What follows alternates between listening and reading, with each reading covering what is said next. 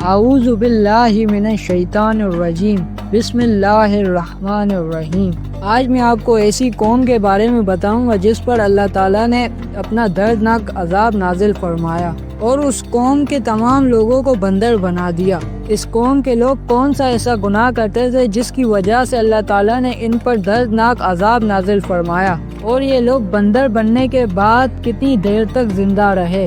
جب یہ لوگ بندر بن گئے تو یہ لوگ اپنے عزیز و اقارب سے کیا کہتے تھے، اور کیا جو آج کے زمانے میں پائے جانے والے بندر وہ اسی قوم کی نسل میں سے ہیں؟ ہم تمام سوالوں کے جواب اس ویڈیو میں جانیں گے، لہٰذا اس ویڈیو کو اینڈ تک دیکھنا۔ انسان سے بندر بننے کی ابتدا حضرت داؤد علیہ السلام کی قوم سے ہوئی۔ اس واقعے کا پس منظر کچھ یوں ہے۔ حضرت داؤد علیہ السلام اور ان کی قوم سمندر کے کنارے ایلا نامے گاؤں میں رہتے تھے، اور ان کی تعداد 70,000 کے قریب تھی۔ یہ قوم بڑی ہی خوشحال تھی اور اللہ تعالیٰ کی فرما بردار قوم تھی۔ اس قوم کو اللہ تعالیٰ نے بے شمار نعمتوں سے نوازا تھا۔ ہر طرف سرسبز و باغات اور ہر طرف ہریالی ہی ہریالی تھی، اور اللہ تبارک و تعالیٰ کی بے پناہ کرم نوازی تھی۔ یہ لوگ اپنی اس زندگی سے بہت زیادہ خوش تھے۔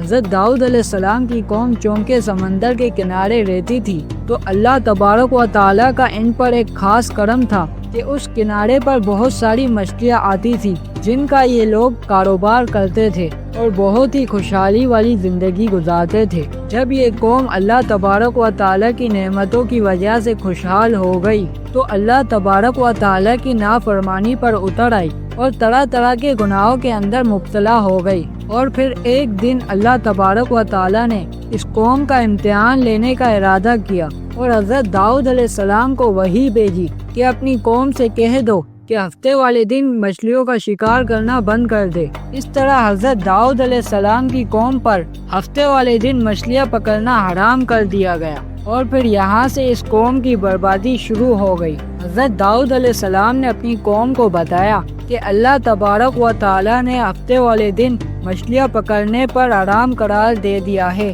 تو وہ لوگ بہت ہی زیادہ پریشان ہو گئے اور ساری قوم سر جوڑ کر بیٹھ گئی، کیونکہ ہفتے کا دن ہی وہ دن تھا جس میں مچھلیاں بے شمار تعداد میں آتی تھیں اور خود بخود کنارے پر آ جاتی تھی، اور باقی دنوں میں بہت ہی زیادہ کم اور نہ ہونے کے برابر ہی مچھلیاں پکڑی جاتی تھی۔ اس قوم کا گزر بسر چونکہ مچھلیوں کے شکار پر تھا، اس وجہ سے اللہ تبارک و تعالیٰ کا یہ حکم سن کر یہ قوم پریشان ہو گئی۔ یہ نہیں جانتے تھے کہ اللہ تبارک و تعالیٰ کی طرف سے یہ ایک آزمائش ہے۔ پھر ایک دن شیطان نے ان کو وسوسہ ڈالا کہ سمندر سے نالیاں نکال کر خشکی میں بڑے بڑے حیض بنا دیے جائیں۔ جب ہفتے والے دن مچھلیاں آئیں گی تو وہ نالیوں سے ہو کر ان بڑے بڑے حوض میں آ جائیں گی، اور پھر اگلے دن یعنی اتوار والے دن ان کو پکڑ لیا جائے۔ شیطان نے اس قوم کے لوگوں کو برگلایا کہ اس طرح ہم ہفتے والے دن مچھلیوں کے شکار سے بھی بچ جائیں گے اور مچھلیاں بھی ہمارے ہاتھ آ جائیں گی۔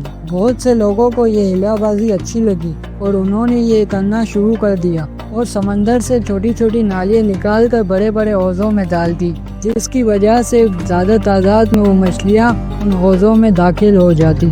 اس قوم کے بدبخت لوگوں کو شیطان کا یہ وسوسہ بہت پسند آیا، لیکن اس قوم نے یہ نہ سوچا کہ جب مچھلیاں سمندر سے حوض میں قید ہو گئی تو پھر مچھلیوں کا شکار ہی ہو گیا، اس لیے یہ شکار ہفتے والے دن ہی قرار پایا جو اللہ تعالیٰ نے حرام قرار دیا تھا۔ اس موقع پر یہودیوں کے 3 گروہ ہو گئے۔ کچھ لوگ ایسے تھے جو شکار کے اس شیطانی ہیلے سے منع کرتے تھے، اور کچھ لوگ اس کام کو دل سے برا جان کر خاموش رہے، لیکن انہوں نے شکار نہ کیا اور دوسروں کو منع بھی نہ کرتے تھے، بلکہ یہ لوگ منع کرنے والوں سے یہ کہتے تھے کہ تم لوگ ایسی قوم کو نصیحت کرتے ہو انہیں اللہ تبارک و تعالیٰ عنقریب ہلاک کرنے والا ہے اور ان پر اپنا دردناک عذاب نازل فرمانے والا ہے۔ اور اس قوم کے کچھ لوگ ایسے تھے جو سرکش اور نافرمان لوگ تھے، جنہوں نے اللہ تبارک و تعالیٰ کے اس حکم کی اعلانیہ مخالفت کی اور شیطان کے ہیلے بازی کو مان کر ہفتے والے دن شکار کرنے لگے۔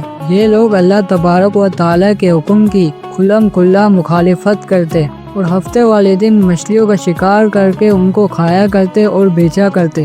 ناظرین، حضرت داؤد علیہ السلام کے اس قوم کے 1200 ایسے افراد تھے جو اللہ تبارک و تعالیٰ کے اس حکم کی نافرمانی کرتے حضرت داؤد علیہ السلام نے ان 1200 افراد کو اللہ تبارک و تعالیٰ کے عذاب سے ڈرایا کہ وہ اللہ تبارک و تعالیٰ کے اس نافرمانی سے باز آ جائیں، لیکن وہ لوگ باز نہ آئے اور کھلے عام شکار کرنے لگے۔ چنانچہ وہ لوگ جو اس بات کو برا جانتے تھے، انہوں نے اپنے اور ان نافرمانوں کے درمیان ایک دیوار کھڑی کر دی، جس کی ایک طرف وہ 1200 نافرمان رہتے تھے اور دوسری طرف وہ جو اس شکار سے باز رہے۔ حضرت داؤد علیہ السلام نے اس قوم کے نافرمانوں کو بار بار سمجھایا، لیکن یہ لوگ اپنی اس نافرمانی سے باز نہ آئے اور اسی طرح اللہ تبارک و تعالیٰ کی نافرمانی کرتے رہے اور شکار کرتے رہے۔ پھر ایک دن حضرت داؤد علیہ السلام نے غضبناک ہو کر ان نافرمانوں کے اوپر لعنت فرما دی۔ اس کا اثر یہ ہوا کہ ایک دن خطا کاروں میں سے کوئی بھی اپنے گھر سے باہر نہ نکلا۔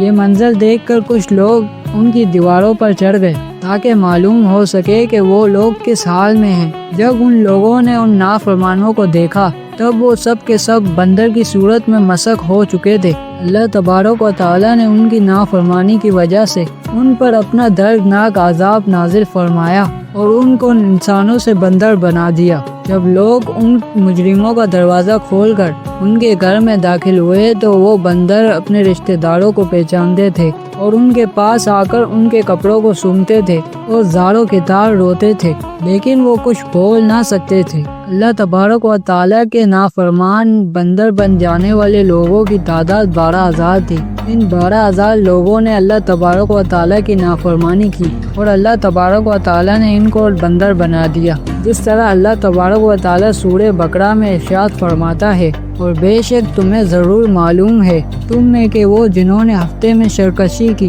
اور ہم نے تم سے کہا کہ تم ہو جاؤ بندر تم کاڑے ہوئے۔ اس طرح حضرت داؤد علیہ السلام کی قوم کے 12,000 نافرمان بندر ہوئے۔ یہ لوگ 3 دن تک زندہ رہے اور اس دوران یہ کچھ نہ کھا سکتے تھے نہ پی سکتے تھے، بلکہ یوں ہی بھوکے پیاسے سب کے سب ہلاک ہو گئے اور 3 دن کے اندر سب کے سب مارے گئے۔ اور وہ لوگ جو اللہ تبارک و تعالیٰ کی اس نافرمانی سے منع کرتے تھے، اللہ تبارک و تعالیٰ نے ان کو اس عذاب سے سلامت رکھا، اور وہ لوگ جو اس کام کو برا جان کر خاموش رہتے تھے، اللہ تبارک و تعالیٰ نے ان کو بھی اس عذاب سے سلامت رکھا۔